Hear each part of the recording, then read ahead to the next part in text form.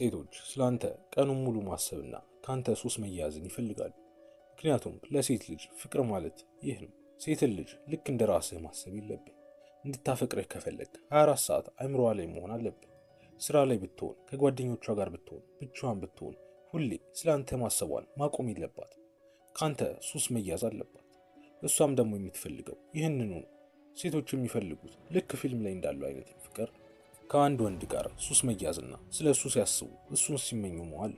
አንድ ማወቅ ያለብህ እውነት ቢኖር በአብዛኛው ከዚህ በፊት ያልተሳኩ ሪሌሽንሺፖች ያለመሳካታቸው ዋነኛው ምክንያት ይህ ነው። ስለአንተ ቀኑን ሙሉ እንድታስብ አላረካት። አንተ እንድትመኝህ አላረካት። ከአንተ ጋር በሐሳቧ ብዙ ነገር እንድታሳልፍ አላረካት። ካጠገቧ ነበርክ፣ ልቧ ውስጥ ግን አልገባ።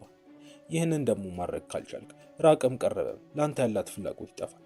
አንዳንዴ በቀጥታ እንኳን እንለይ ራሱ ላትልህ ትችላለች። ዝም ብላ ራሱ ልጠፋ ዝም ልትልህ ትችላለች። ምክንያቱም ማወቅ ያለብህ ነገር ቢኖር ሴቶች በዚህ ጉዳይ ጨካኝ ናቸው። አንዴ ያ ፍላጎቷ ከጠፋ፣ ያ ለአንተ የሚደግፈው ስሜቷ ከጠፋ ለእሷ እንዳልተፈጠርክ ትሆናለህ። ቅንጣት ያህል እንኳን ስለአንተ ግድ አይሰጣት። ግን ከዚህ በፊት የሰማናቸው ነገሮች አሉ። ከልብህ ከወደድካት አብራህ ትቆያለች። ለእሷ ታማኝ ከሆንክ በቃ በደንብ ከተንከባከብካት አትጎዳህም ትባላለህ። ግን የእውነት የሴቶችን ኔቸርና የሚፈልጉትን ስትረዳ እውነታው ይህ እንዳልሆነ ታስተውላለህ። ምክንያቱም ፍላጎት የሚገነባው ደግነትህ ላይ አይደለም፣ ይልቁንም ስሜት ላይ ነው። ስሜት ደግሞ ተለዋዋጭ። ይህንን ነው ማንም አይነግርህ። አንድ ሴት ለወር በጣም ልትወድ ትችላለች። ከአንተ ውጪ የማታይ ሁሌ አንተን ብቻ የምትል ልትሆን ትችላለች። ከዛ ግን ቀጣይ ወር ደግሞ ትርቃሃለች። ገና ፈገግ ብለህ እንኳን ሳትጨርስ ያንን ፈገግታን ታጠፋዋለች። እናም ባስተዋልከው ሰዓት ለካ ከሳምንታት በፊት በስሜት ካንተ ርቃለች። ለዛ ነው ብዙ ወንዶች ሁሉ ነገር እኮ አሪፍ ነበር የሚሉት፣ ግን አልነበረም። ከመገረጃው ኋላ ምን እየተካሄደ እንደነበር ስላላወቅ። ብዙ ጊዜ ሴቶች በስሜት ከወንዶች ይቀድማሉ።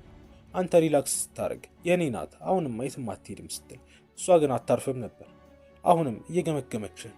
እናም ፍላጎቷ ከቀነሰ ወዲያው ነው የሚታወቃት። ታይሃለች፣ ትገመግመሃለች። በራስ አለመተማመንህን፣ እሷ ላይ ጥገኛ እየሆንክ መምጣትህን ወዘተ ትመለከታለች። በአንተ ቤት እየደበከ፣ እሷ ግን ይታወቃል። ታዲያ እንዴት ነው ቀኑን ሙሉ አይምሮ ውስጥ መቆየት የሚችለው ካልክ፣ ሁሌም ፊቷ ባለመሆን የኔ ነው ብላ በእርግጠኝነት እንድታወራ ኮንፊደንሱን አትስጣት። የብዙ ወንዶች ስህተት ይህ ነው።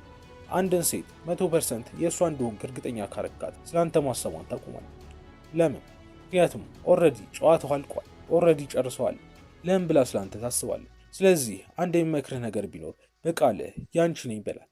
ከዛ ግን በተግባርህ እርግጠኛ እንድትሆን አታርጋት። አሁን ይህኔ ምን እየሰራ ይሆን ብላ እንድታስብ አድርጋት።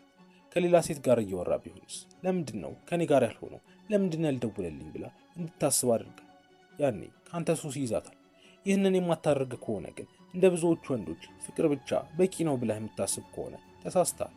ክብር ያስፈልጋል፣ ስበት ያስፈልጋል፣ ስሜቷን ከፍ ማድረግ ያስፈልጋል። እነዚህ ነገሮች ከሌሉ ፍቅር ብቻውን ግንኙነትን የመሸከም አቅም በፍጹም አይኖረውም። ለዚህ ነው አንዳንድ ሴቶች መልካም የሚባል ወንድን ትተውት የሚሄዱ። እናም ሰዎች ግራ ይጋባሉ።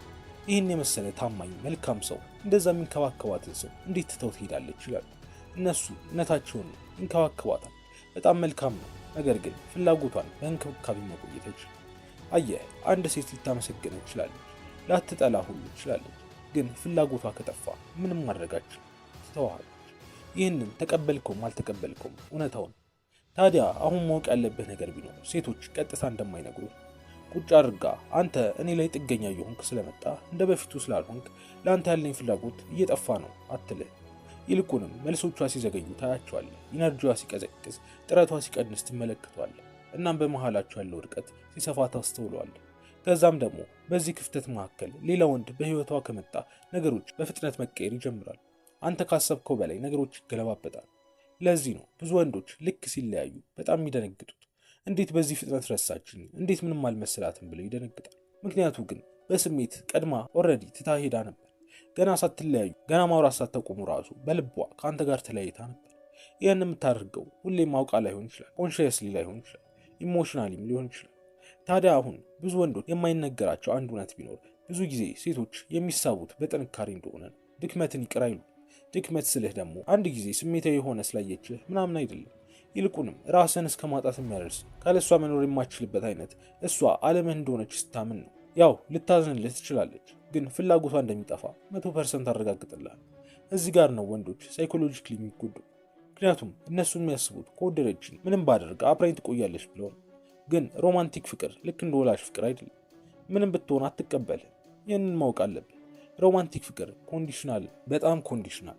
ያ ማለት የሆኑ መስፈርቶችን ማሟላት ግድ ይሆንብሃል ማለት ነው።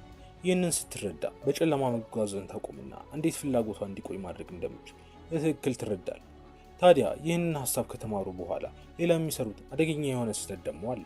ይህም ቀዝቃዛ መሆን፣ ስሜት አልባ አስመሳይ ይሆናሉ። ለዚህ መልሱ ሙሉ ለሙሉ ግዴለሽ መሆን ይመስላችሁ።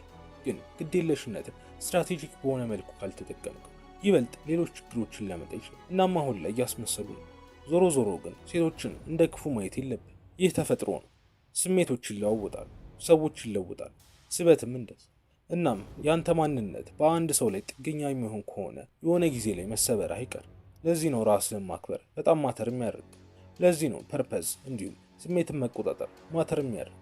ምክንያቱም ልክ የሰውን ተፈጥሮ ስትረዳ ከስበት ብቻ ታማኝነትን መጠበቅህን ታቆማለህ። የቻልኩትን ከሰጠዋት መቼም አትተወኝ የሚለውን ሀሳብ ታወጣዋለህ። ምክንያቱም ከአንተ ጋር የምትቆየው የምታከብረህ ከሆነ ከተሳበችብህ፣ እንዲሁም ጠንካራ ሆነ ከቆየህ። ልክ እነዚህ ነገሮች መጥፋት ሲጀምሩ ፍቅሯን መጥፋት ይጀምራል። አውቃለሁ ምቾት የሚነሳ ነገር ሊሆንብህ ይችላል፣ ግን ደግሞ እንደዚህ እንዳልሆነ ማስመሰሉ አንተን ነው የሚሰብር።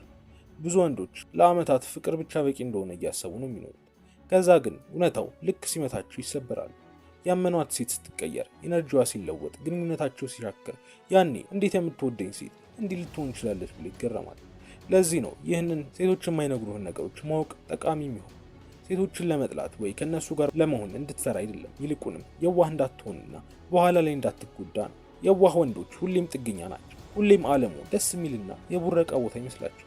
ፍቅርም ልክ ፊልም ላይ እንዳለው ይመስላቸው፣ ግን እውነተኛው ዓለም ከዚህ የተለየ ነው። ታዲያ ከዚህ ምን ልውሰድ ካልክ ቀላል ነው። ማንነትህን አንድ ሴት ላይ ብቻ አትገንባ።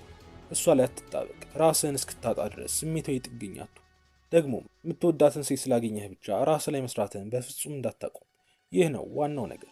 እሷ አፍ አውጥታ ባትነግርህም እውነታው ግን የምትፈልገው ራስህ ላይ እንድትሰራ። ያው ብዙ ጊዜ ልክ አንድን ሴት እስኪያገኙ ድረስ ራሳቸው ላይ ጠንክረው ይሰሩና ከዛ ልክ የሚፈልገዋትን በእጃቸው ካስገቡ በኋላ ያኔ ራሳቸውን ቀስ በቀስ መጣል ይጀምራል። ትልቅ ስህተት ማለት ስታስበው ራሱ መጀመሪያ እሷ እንድታገኝ የረዳህን ኳሊቲ እንዴት ስታገኛት ትረሷዋለህ። ያውም የእሷን ፍላጎት ይበልጥ እየጨመርክ ለመሄድ ራስህ ላይ ይበልጥ እየሰራህ ቀን በቀን ራስን እያሻሻልክ መሄድ ነው ያለው። ከዛም አይኗ ላይ ለአንተ ያላት ፍቅር ሲጨምር ቀን በቀን ታይባታል። ከዛ ደግሞ ይህንን ተረዳ። የአንድ ሴት ፍቅር አንተ ባረክላት ነገር ተቆልፎ የሚቀር አይደለም። ይህን አርጌላት እንዲህ አርጌላት የሚሉ ብዙ ወንዶችን ትሰማለህ፣ ግን ትታቸው ይሄዳለች። ስለዚህ እንዳትሞት። ለአንድ ሴት ምንም ነገር ብታደርግላት የሆነ ጊዜ ላይ ትረሷለች። ይህን ስል ምንም አታደርግ እያልኩ አይደለም፣ ግን ደግሞ የማድርግላትን አስታውሳ ምናምን የሚለውን ሀሳብ ከጭንቅላት እንድታወጣው። አንድ ነገር ስታደርግላት አንተ ስለፈለግ ደስ ስላለህ ነው እንጂ በኋላ ታስታውሷለች ወይ ፍቅሯ ይጨምራል ብለህ በፍጹም እንዳታደርግ። እመነኝ፣ መጨረሻ ላይ በጣም ይቆጫል። እናም ከዛ ይልቅ እንዳልኩ ራስህ ላይ መስራትህን ቀጥል። ኮንፊደንስ ይጨምራል፣ ግቦች ያድጋሉ፣ ማንነት ይቀየራል።